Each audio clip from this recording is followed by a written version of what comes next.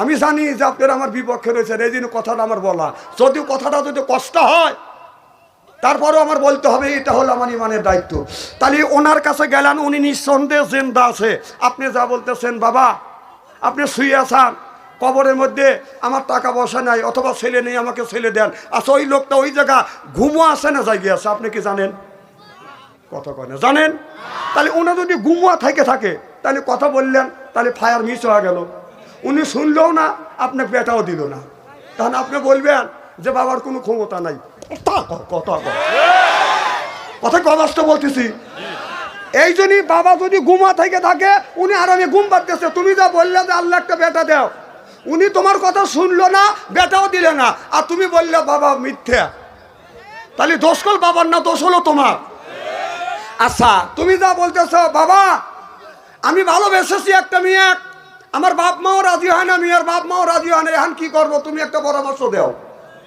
আচ্ছা ওনা কবরের মধ্যে আছে না আল্লাহ উপরে তুলে নিছে, আপনি কি জানেন?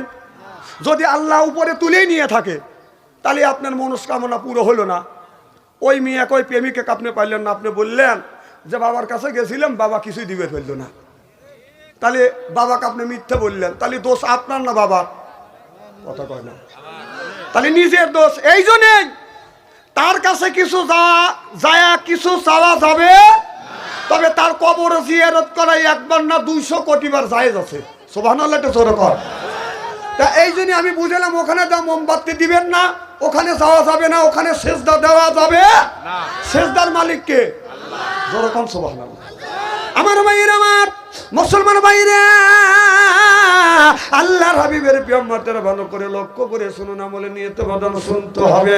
আল্লাহ নবী আখিরি জামানার পয়গম্বর মুহাম্মদুর রাসূলুল্লাহ সাল্লাল্লাহু আলাইহি ওয়াসাল্লাম সাহাবী নিয়ে এইরকম করে বদন আলোচনা করতেছে। করতে আমার নবী বলেন সাহাবীরা রে, দাড়ি পাকা মানুষ, চুল পাকা মানুষ, বুড়া মানুষ আল্লাহর জান্নাতে কোনোদিন যাইতে পারবে না। এবার এই কথা যখন আমার নবী বলেছে, এক বৃদ্ধ সাহাবী দাড়ি পাকা মানুষ বসে বসে কান্দে। আল্লাহ নবী বলে রে সাহাবী কি জন্য তুমি কি কাঁদতেছো? সাহাবী বলে ইয়া রাসূলুল্লাহ, ইয়া হাবিবাল্লাহ, আপনার কথা মিথ্যা হবে না।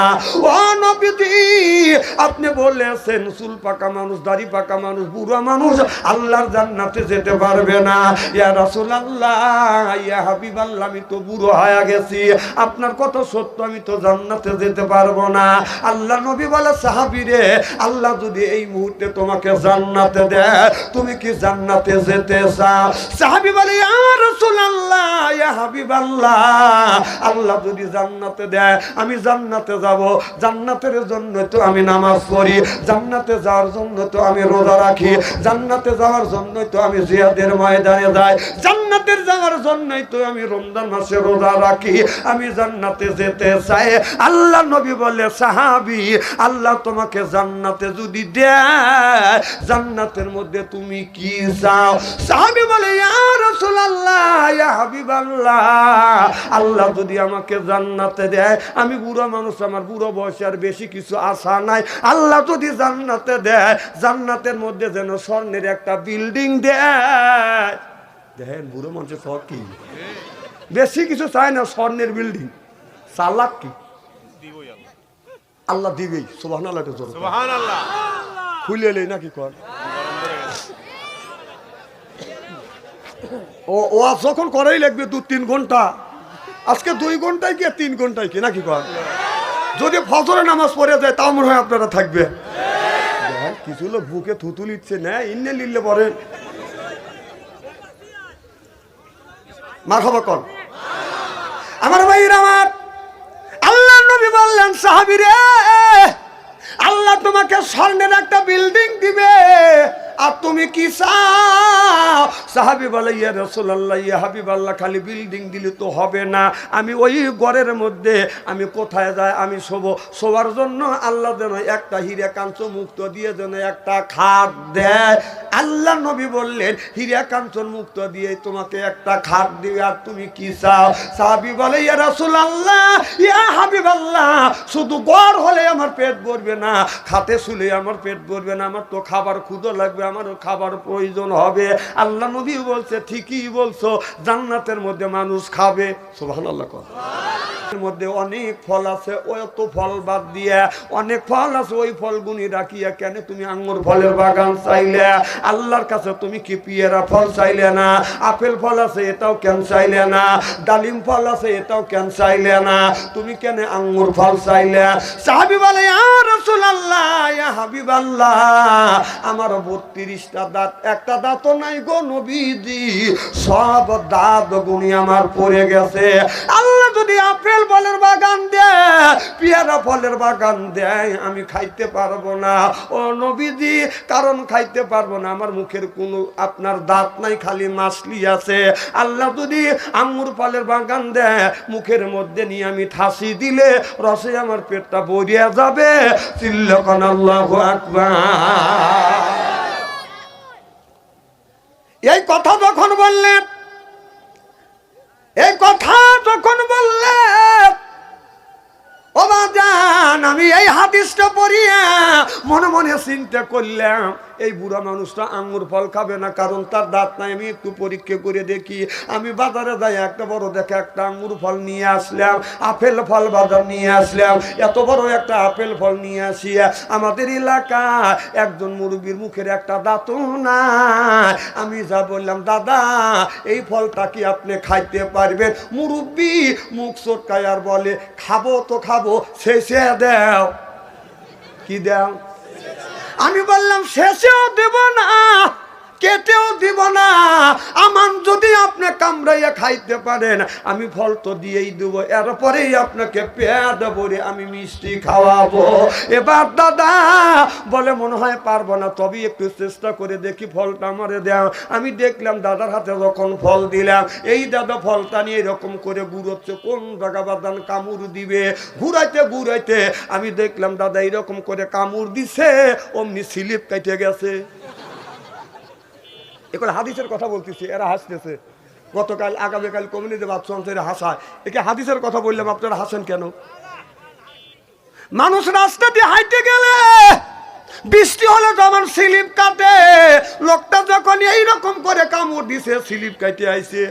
আমি খালি দেখতেছি আর মনে মনে তওবা করতেছি, আল্লাহ তোমার হাদিসটা তো কোনোদিন মিথ্যা হবে না, আল্লাহ রসুলের হাদিস তো মিথ্যা হবে না। আল্লাহ আমি একটু যাচাই করবার জন্য আমি এই কাজটা করেছি। আল্লাহ নবী বললেন, সাহাবী আল্লাহ তোমাকে আঙ্গুর ফলের বাগান দিবে, তবে এই ঘরের মধ্যে যে তুমি থাকবে, একা একা থাকলে কি তোমার হবে? ঘরের একটা বাদান আপনার সৌন্দর্য আছে, ঘরের সৌন্দর্য হলো বাদান সুন্দর বউ। চিল্লা কম ঠিক কিনে? আর আমাদের দেশের ছেলেরা এখন মা বাবার অনুমতি নিয়ে বিয়ে করে না, ওরা মোবাইলের মধ্যে প্রেম করে। ছেলের বাড়ি বরিশাল, ছেলের বাড়ি রংপুর, মেয়ের বাড়ি বরিশাল, চালাই শুধু বরকির পাল। মোবাইলের মধ্যে হয় বাদান প্রেম, হয় কথা, কোনোদিন হয় না দেখা। রাগ করে দুইজন চলে যায় বাদান ঢাকা, এরপরে হয়ে যায় বাদান দেখা, মনটা রয়ে গেছে বাদান ফাঁকা। এরপরে কিনে আনে নাকের ফুল, মোল্লা দিয়ে করে কবুল। মাথা হলো লম্বা চুল, ওইটা হলো স্ত্রী, পরনে হলো লাল শাড়ি, ওইটা হলো স্ত্রী। করা যাবে না মারামারি, বলে গেল বাচ্চুমিয়া আনসারি।